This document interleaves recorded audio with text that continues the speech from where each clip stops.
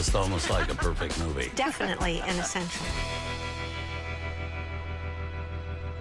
Let's talk a little about Charles Smith that comes in at the end. Yes, let's. There. As I mentioned before, he has that one wonderful scene at the end where Frank Morgan invites him to dinner. Right. Frank doesn't have anyone, and neither does he.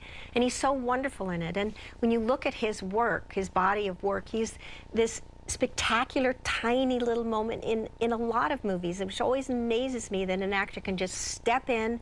He doesn't have the camaraderie as the actors that have been there every day, all day long for weeks and weeks and weeks. He has one moment to deliver his goods.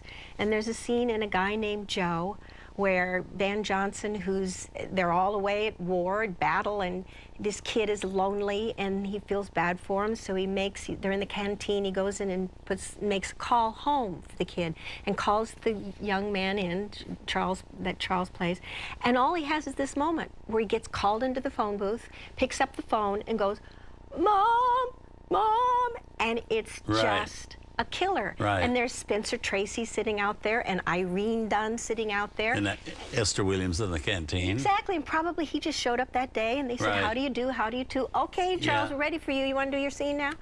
And he just walks up and nails it. And I'm just amazed at actors that do that. The character actors. Thank God for them. And he never played a lead in a film, I don't think. I don't think he ever played a lead. I know he was in the Henry Aldridge series playing Henry's friend Dizzy. But he never got a lead. And he's such a familiar face. But you have a great respect for all those hard-working actors you work with. I have such respect for those actors, for those, we call them working-class actors, never really get to star in something and never get a big dressing room and then, anybody catering to them at all. They're just they're the workhorses. They're the workhorses, and they're the worker bees. And without them, you've got no hive. You've got nothing. And they step up, and they deliver the goods, and they support the movie. They make the movie work. Yeah. Well, here's to the Charles Smiths of the world. Here's to the Charles Smiths of the world. Bravo. Thanks for pointing that out. Yeah. So let's move on. Please join us again next week as we highlight another film on the essentials. Here's a preview. Swing Time, 1936. Fred and Ginger movies, they're magnets. You can't walk past them. You have to look. No actor, I don't think, was ever in better hands than when directed by George Stevens. All of these dances they're in one take, so don't blink. Of all the 10 movies that Fred and Ginger made together, I have to say that Swing Time is my favorite. From 1936, Swing Time. That's next Saturday at 8 p.m. Eastern.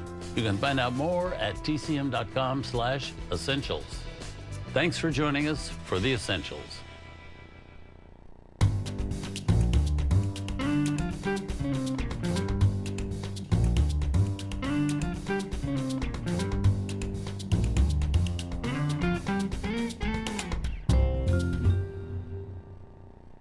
Is there or is there not?